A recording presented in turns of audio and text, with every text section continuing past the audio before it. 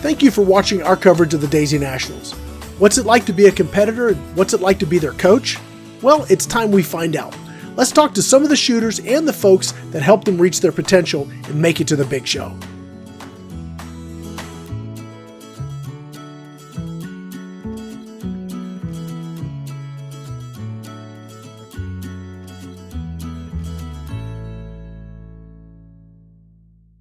Hey there guys, it's Rick Utsa here at the Daisy Nationals, and I'm here with Coach Carroll. How's your team doing so far? Really good. I couldn't be more proud of our kids. They're shooting their best here. That's awesome. Now, you guys may not know this, but to get here is not just sign a paper and show up. No, you got to do a ton of work to get to this place, right? Yes. So walk me through that process. Okay, we shoot through the 4-H program, so we shoot at a qualifier, which you have to shoot a minimum score in order to go to state. Okay. All right. Certain kids that reach that qualifying score get to go to the state. We put together a team at the state. They shoot together as a team, and then that team scores are compared to the other teams across the state, and the top 4, I believe, teams get chosen to come to the Daisy Nationals. All right. So and we were one of the teams that was selected to come. Well, that's very cool. Now, how long have you been coaching? This is my 14th year. Okay, so not a newcomer. No, this is my 3rd time at the Daisy Nationals. All right, cool. And your team's doing well. And I was listening to them about their approach to the exam. Yes. That was an interesting approach because a lot of people take, they're like, that's right. They're studying hard. Let me explain that a little bit. Sure. Shooting through 4-H, that test is not required at 4-H events. At KSRA or Legion matches, that's where that test comes in. So our team, as a rule, does not test. Okay. So the test part is new to them. Yeah. So, and I was very proud of our kids when they took the test and their test scores. They did well? Yes, they did. Outstanding. Well, I think if you have just good training from the beginning, I haven't seen the test, but from what I understand, we're talking gun safety, Yes, it's some stuff they should really know anyway. Yes. And if they're doing that on a daily basis or a weekly basis, however you guys do it, they should know that. It should be inherent, really. Yes, our club has a safety day that all participants must go through the safety day, which teaches them gun safety, gun parts, and how to safely handle guns. But I think every program should teach a safety to kids, because that's where it starts, is with kids and safety. I've heard the refrain over and over and over, gun safety, and that's a big part of what you guys do with these kids. Yes, sir. Is you teach them the gun safety comes first. Yes, sir. And then you build up the rest of it. So without you guys doing that, man, we'd be looking at a bleaker, potential future. Right. So I really appreciate what you guys are doing. I appreciate what Daisy's doing to really help facilitate all of this. This is a huge commitment on everybody's part to get people here and do this year after year after year. I mean, this is a big deal. I totally agree, because a lot of times we've got kids that's living in town that don't get the opportunity to shoot and learn gun safety. We're getting to teach them along with maybe the people that lives in the country or rural areas that has more of an opportunity. So we're getting to reach people and teach people about gun safety that otherwise probably wouldn't get that. And I'm totally with you. Yeah. A gun is only what it is by its holder. So, by teaching that person that's holding and buying guns the safety and what the result of pulling that trigger is, I think we're getting our point across that the gun's not the problem, it's the teaching and the safety behind it. I think that's super important. I appreciate what you guys are doing. I appreciate, again, what Daisy's doing here. Yes, sir, we do too.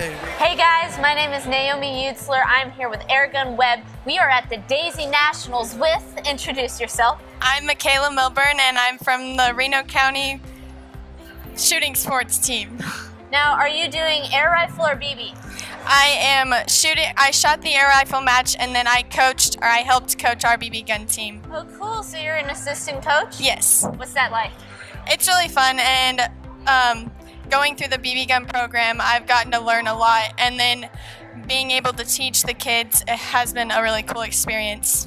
I can understand that. So with the air rifle, how much different is it from the BB gun, since you also got to coach the BB gun? Yeah, double the distance makes it a little bit harder because you have to be, you can't move a muscle.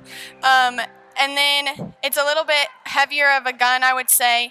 So some of the younger kids have some trouble trying to shoot air rifle, but it's a nice next step after you age out of BB gun. I met a coach who said a good coach shows kids what they need to do. A great coach helps them prepare for the future. Right. So are you hoping to be a coach at some point? I would say so, just because my dad has coached me this whole time, and he's our coach right now, and we live like 3 minutes from where we practice. So That must be really nice. yeah, so it's, I would say that I'll end up coaching.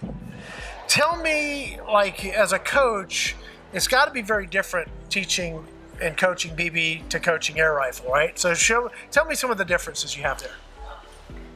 Well, it's when you're doing BB gun, you have the big thing is you have the growth spurt of the kids. So you start with an 8-year-old kid, and when they're done, they're 16, and there's a lot of growth between that point.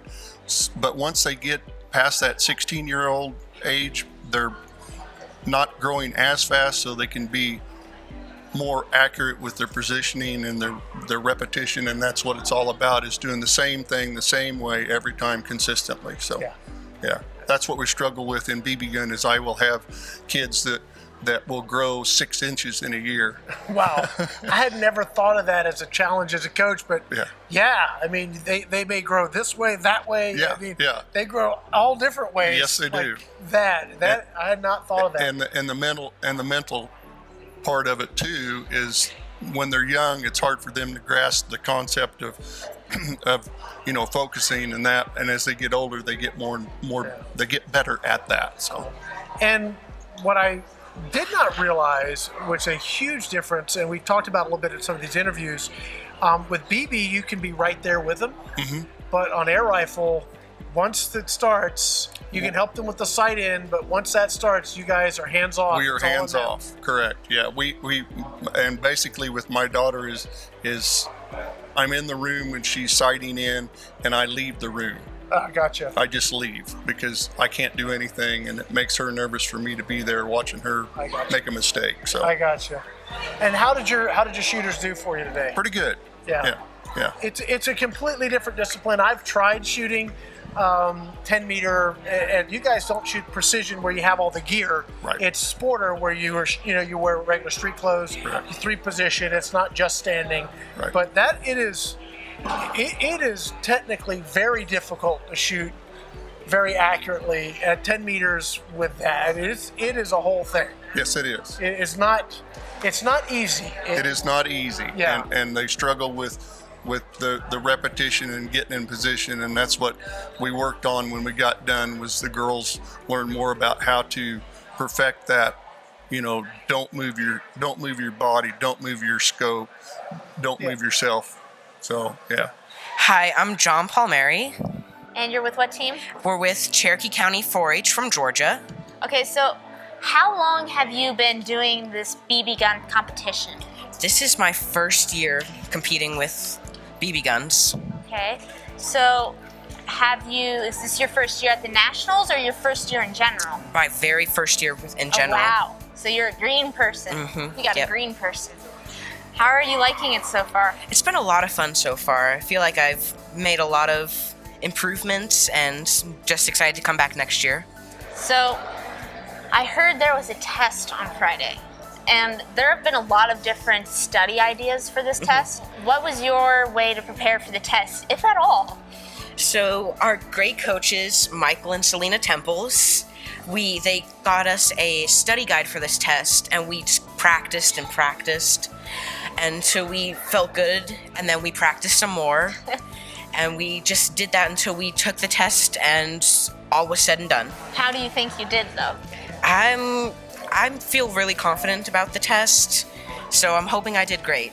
I've got John here, and he's already been interviewed by my daughter, but they were so impressed with his presence and poise that they wanted me to do an interview with him. So I am here, and I got some questions she didn't ask. Since this is your first year, you've just sort of started it, what have you learned I mean, okay, let me back up, because the program goes, it's more than just you grabbing a BB gun and shooting a target, okay? So you have leadership training, you have competition, you have things that develop you as a young man. What have you found outside of shooting BB guns that has helped you? Can you identify anything right now yet?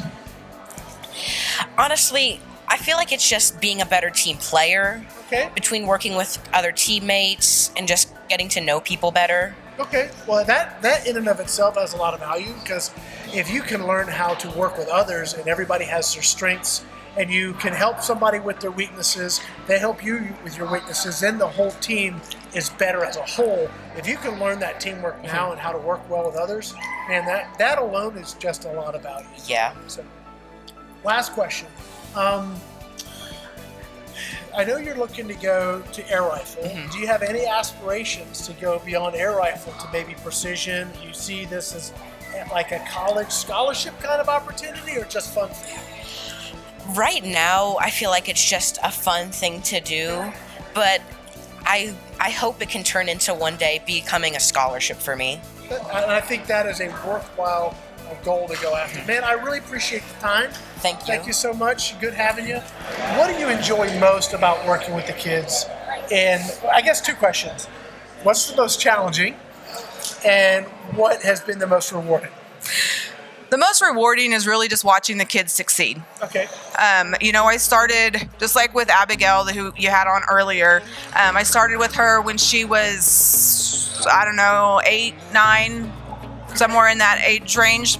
And so watching them grow and succeed is really the best reward. I got you. And probably the hardest thing is working with those kids who are 8 years old all the way up to those. So for BB gun, you can't be beyond 16. Right. So we have those 8-year-olds all the way up to 14, 15-year-olds, and trying to keep the younger ones entertained while they're shooting can be a struggle. One of the other coaches I talked to, and I would have never thought of this, is that you start them here at 8, and you the age out, they're here. Yes. So they have a lot of changes going on physically that you as a coach have to help them adapt to. Yes. I would not have thought of that, because once they go to, once they're 16 to 18 and they go to the air rifle, they're sort of, generally speaking, they're sort of done growing. Right. The growth spurts are minimal, but you have to work with them from this to this, and that's actually got to be a pretty big challenge. It is. It is a big challenge to work with them as they grow. One of the hardest things that we have found is eye dominance changes. Oh, really? Yes. I thought that. Yes. Sometimes when they start out, they may be right eye dominant or left eye dominant, whichever it is. And as they grow, their eyes change, and so then their eye dominance will change. Wow. Okay. And to figure that out sometimes is kind of hard. Yeah, I would not have thought that as a problem, but that's the uniqueness that you have to deal with as a coach to and overcome these things, so that your kids are successful. Yes. Now, do you coach air rifle as well as BB? I do. I coach air rifle and small bore rifle as well, so I have the whole gamut. All right. Well, that sounds like a lot of fun. Man, thank you so much for taking the time. You've got a great shooter over there with Abigail, and I thought she was going to photobomb just for Ed. She's coming in. She's coming. There's the photobomb. You have some great shooters, and I hope you guys did really well, and hopefully we'll see you again next year.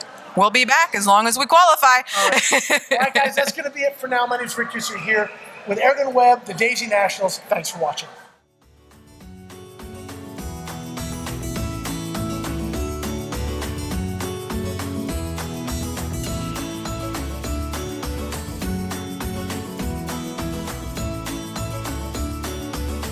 Thank you for watching our coverage of the 2022 Daisy Nationals.